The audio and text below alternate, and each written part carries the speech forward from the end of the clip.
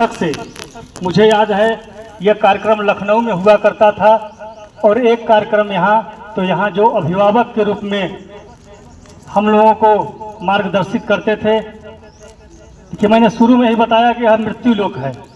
ऐसे हम सबके आदरणीय मिथिलेश चाचा जी अब इस धरती पर नहीं रहे। हम उनको इस मंच से उनको नमन करेंगे, उनका वंदन करेंगे। आप जहां भी रहें हम सबको आशीर्वाद देते रहें। और ऐसी परिस्थिति देखिए कि बुआ जी भी पिछले 4-5 महीने से बेड पर ही हैं।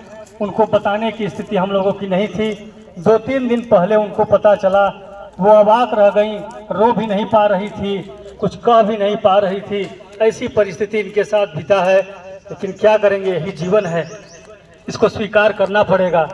तो ऐसे मिथिलेश चाचा जी को इस मंच से हम प्रणाम करते हुए उनके प्रतिनिधि के रूप में हमको जो मार्गदर्शित करते हैं, ऐसे आदरणीय राकेश रण मिश्र जी से निवेदन करूंगा कि दादाजी की आज पुण्यतिथि के अवसर पर अपने विचार प्रकट करें। आदरणीय राकेश जी। बहुत बहुत आभार आदरणीय राजेश अग्रहरी जी।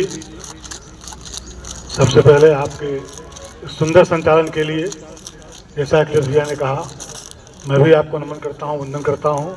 बहुत ही खूबसूरत संचालन आपका रहता है। जब मैं आया तो राजेश जी ने कहा कि भैया संचालन आपको करना है।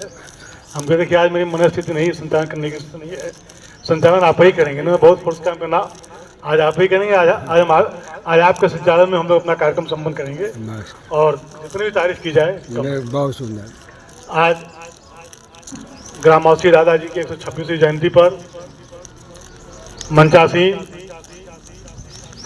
दादाजी की सुपुत्री, हम सभी की प्रेरणा स्रोत, परम श्रद्धेय परम आदरणीय सुभाषा दीदी जी कार्यक्रम के मुख्य अतिथि के रूप में मौजूद, राष्ट्रपति पुरस्कार प्राप्त परम आदरणीय बड़े भाई, हम लोगों के मार्गदर्शक संरक्षक ओम प्रकाश त्रिपाठी भैया, मंचासीन अति विशिष्ट अतिथि के रूप में मौजूद, नशा मुक्ति के खिलाफ पूरे जनपद में, पूरे प्रदेश में अपना आंदोलन चलाने वाले बड़े भाई अखिलेश कुमार पांडे जी, गुप्त काशी सेवा ट्रस्ट के माध्यम से जनपद की सामाजिक, आध्यात्मिक, पौराणिक और धार्मिक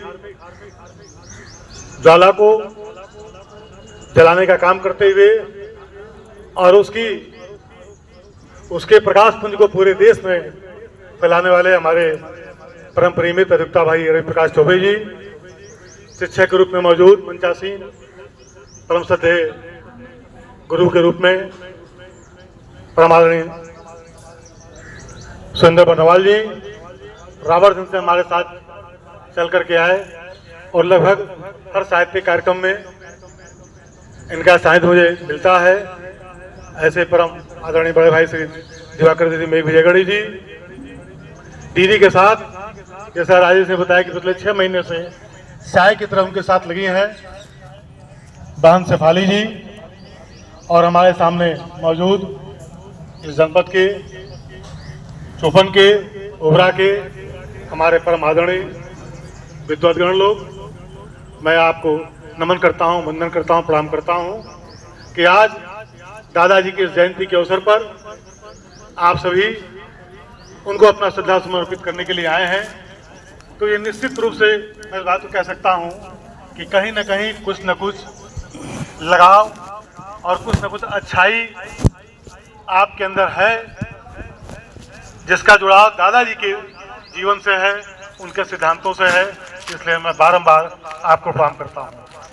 चौपन में हजारों लोग रहते हैं, इस जनपद में हजारों लोग रहते हैं और काफ़ी लोगों को सूचना रहती है, वो कई साल से है, लेकिन यहाँ पर स्थिति जो आज है वो अच्छी नहीं है। और उसके पीछे वजह यही है कि इसका जुड़ाव होगा वही आएगा, और आप संख्या में 10 की है तो 10,000 के बराबर है। मैं दादाजी के चरणों में बारंबार नमन करते, वंदन करते हुए मैं इतना ही कहूँगा कि हम दादाजी के जो 5 सूत्र उनके जीवन के हैं, गोवध, मदिरा, अश्लील प्रदर्शन, लॉटरी जुआ और हिंदी अपनाओ, ये 5 सूत्र को जीवन अपनाने का काम करेंगे तो निश्चित तौर से हमारा आपका जीवन सफल होगा, धन्य होगा और समाज के लिए अनुकरणीय होगा। मुझे बहुत अफसोस के साथ कहना पड़ रहा है कि जिसकी जिम्मेदारी हमारी सरकारों की होनी चाहिए, हमारी सरकार की होनी चाहिए, उसकी जिम्मेदारी छोटी छोटी संस्थाएं लेती हैं, हम जैसे छोटे मोटे लोग लेते हैं, उसका प्रचार करते हैं और सरकार उसको बंद करने के बजाय उसको बढ़ाने का काम करती है। दादाजी जैसे लोग कहते हैं कि गोवध बंद, मदिरा बंद करो, लैटरी बंद करो, जुआ बंद करो, असली प्रदर्शन बंद करो, और सारी चीजें सरकार के द्वारा पोषित की जा रही हैं, बकायदे फाइनेंस किया जाता है उनको, चाहे गोवध की बात हो। आज आपकी जानकारी में है कि हिंदुस्तान गोवध के मामले में सबसे बड़ा एक्सपोर्ट करने वाला देश है, जबकि सरकार हमारी सनातन की सरकार है। शराब की दुकानें जगह जगह गली गली मोहल्ले में खुल रही हैं, ठेका दिया जाता है, बोली लगाई जाती है और उसको चलाने वाले भी हमारे समाज के बड़े ही सम्मानित लोग होते हैं। हम चाहे बड़े बिरादरी की बात करें, चाहे जिस बिरादरी तो कोई बात ही नहीं रह गई। ब्राह्मण समाज भी ठेका ले रहा है, ठाकुर समाज भी ठेका ले रहा है, उसको कोई मतलब नहीं है कि मैं क्या बेच रहा हूँ। जो बेच रहा हूँ उसका पैसा आएगा तो हमारे परिवार में जाएगा, तो वैसा अन्न वैसा मन हमारे परिवार का क्या होगा। ये बड़े शर्मनाक स्थिति है। तो मेरा कहने का मतलब है कि जो लोग यहाँ उपस्थित हैं, कम से कम कुछ उसको अपनाने का काम करें, तब तो दादाजी की जयंती में या ऐसे महापुरुषों की जयंती में आने का हमारा मतलब पूरा होता है। मैं नमन करता हूँ दीदी को कि दीदी ने अपने पिता के लिए, अपने महान पिता के लिए अपना सुख, अपने जीवन का सुख जो उनको मिलना चाहिए, जो उनका अधिकार था, उसको उन्होंने लेने से इनकार किया। उसको ठोकर मारा कि नहीं, मैं अपने पिता के जीवन सिद्धांतों को समाज के जन तक पहुंचाने का काम करूंगी और उसके लिए अपने जीवन को मैं समर्पित कर दूंगी। और आज वो काम दीदी कई वर्षों से लगातार कर रहे हैं, इस आश्रम के माध्यम से, अपने कारोबार के माध्यम से। और दादाजी की पत्रिका निकलती थी, एक अखबार निकलता था, ग्रामवासी पत्रिका।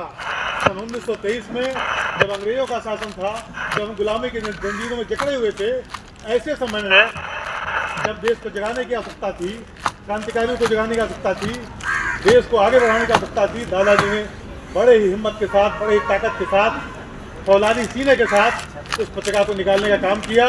और नहीं क्यों निकाला, उसको छपवाया और साइकिल से गांव गांव घूम घूम करके बांटा, ऐसे दूर स्थानों पर जहां पैदल जाना हो सके। तो उनके कार्यों को, उनके महान कार्यों को आज दीदी आगे बढ़ा रही हैं। ऐसे दीदी के चरणों में मैं बार वंदन करता हूँ। मैं इस बात को स्वीकार करता हूँ कि आज से 10 साल पहले आश्रम से मेरा कोयले में जाना नहीं। जैसा कि राज भाई ने बताया कि दीदी के बड़े भाई कह लीजिए, छोटे भाई कह लीजिए, मिथिलेश प्रसाद द्विवेदी, जो परिचय के मोहताज नहीं है, जिनको मैं चाचा जी के नाम से जाते हैं पत्रकारों बीच में, बहुत ही जाने माने पत्रकार, समाज सेवी, काला में नौकरी करते थे। इस आश्रम में उससे उनका बड़ा गहरा हुआ था और जब मेरा उनका संपर्क हुआ तो मुझे आश्रम में लेकर के आए।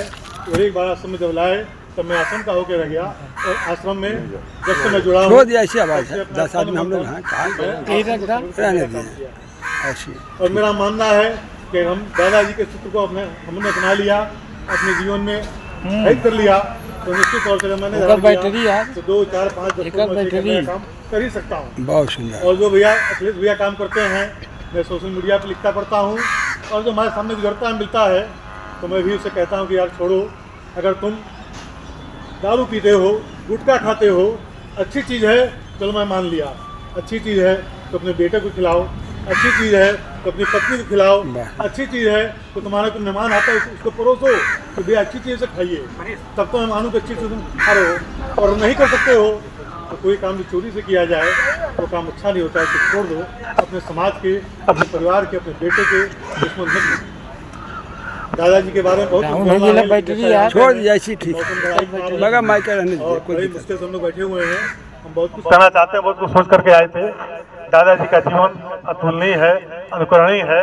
जिस विपरीत परिस्थितियों में उन्होंने इस जनपद के लिए काम किया, इस जनपद के शोषित पीड़ित मजलूमों के लिए काम किया, यहाँ के तमाम आदिवासी फील्ड पे जाकर के, जंगल में जाकर के उन्होंने जिस तरह से आदिवासियों के लिए काम किया वो अनुकरणीय है, नमनीय है, वंदनीय है। और 1952 में इस जनपद के दुधी क्षेत्र के प्रथम विधायक बने और सही मायने में जो विधायक का काम होता है वो काम उन्होंने किया, जो आप भी महसूस करते हैं कि आज के जनप्रतिनिधि नहीं है ऐसे और हो भी नहीं सकते, क्योंकि उनकी सोच ही नहीं है। उनकी एक ही सोच है, हमारा स्वास्थ्य सिद्ध हो, हमारा काम हो, हम आगे बढ़े, समाज कहीं जाए, देश कहीं जाए। न उनका कोई उसूल है, न उनका कोई सिद्धांत है। उनको कुर्सी मिले, उनको विधायकी मिले, पार्टी चाहे जो पकड़नी पड़े हमको। कभी बसपा को जाते हैं, कभी सपा को जाते हैं, कभी भाजपा को जाते हैं, कभी कांग्रेस को जाते हैं। ऐसे जनप्रतिनिधियों से हम क्या उम्मीद कर सकते हैं?